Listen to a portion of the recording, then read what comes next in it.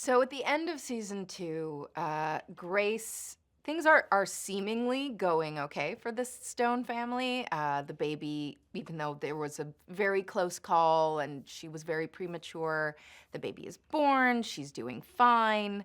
Michaela has gotten married to Zeke.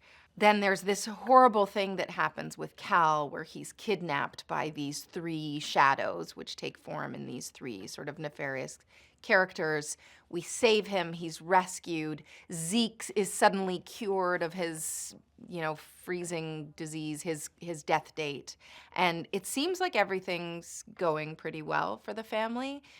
But there is this tiny little callback to the three shadows. So we as an audience get this inkling that it's not over yet.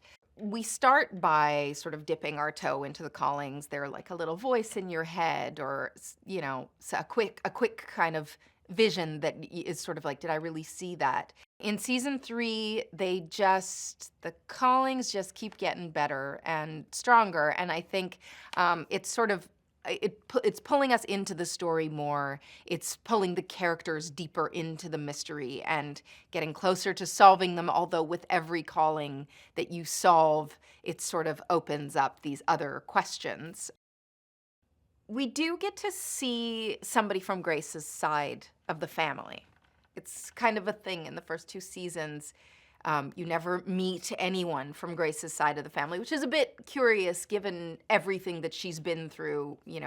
Half her family disappears and then they reappear, and, crazy stuff. There are hate groups after them, and she's pregnant and she has a baby, and you think like, wait, where, like, nobody's there to be like, hey, do you need some love and support? I'm here for you.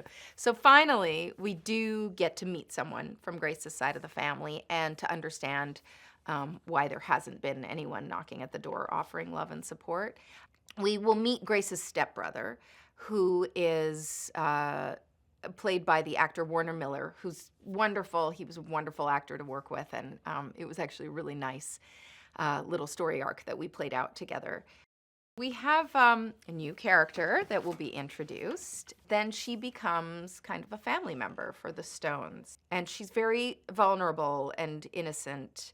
It is a lot of fun, the way that they drop things in, and a season later it'll connect back to something from before, or how they find all these. And I always wonder if it's a chicken or an egg kind of thing. Like, did they think all this out from the get-go, that like this is going to connect to this and this to this to this, or are they starting to like manufacture it, or is it a little bit of both? I don't know. I guess I'll have to ask Jeff Rake about that. But there is kind of a wonderful, delicious sort of puzzle that's coming together, and everything kind of fits into each other and calls back to things that you maybe forgot about, or things that you never really took notice of. And I think that's kind of the fun of the show. It's the fun of the mystery and the thrill of solving the puzzle.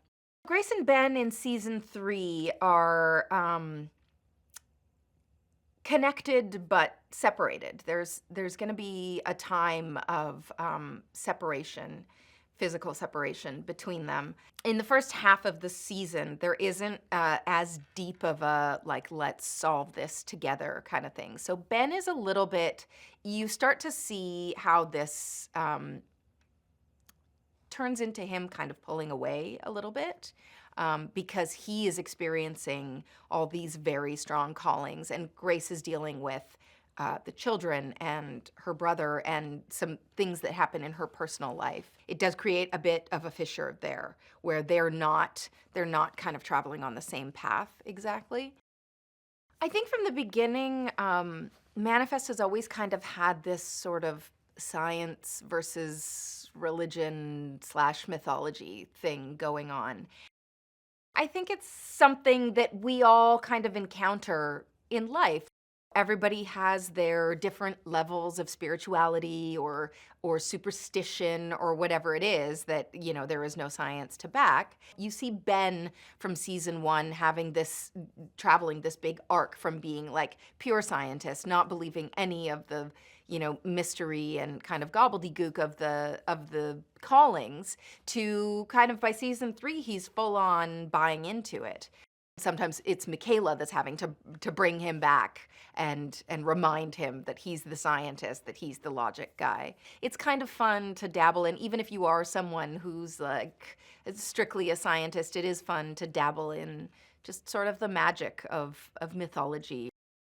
What's very exciting for Grace is that we get to see another side of her that we haven't seen. The sort of Grace before she was stone, you know, her someone from her childhood comes in, and we kind of get a taste of who she was before she was this person that we met in season 1. That was interesting for me to play, and I think that will be interesting for fans, you know, particularly the fans who really like Grace, because this is kind of another side of her that they'll get to see, and there are some surprising elements to it.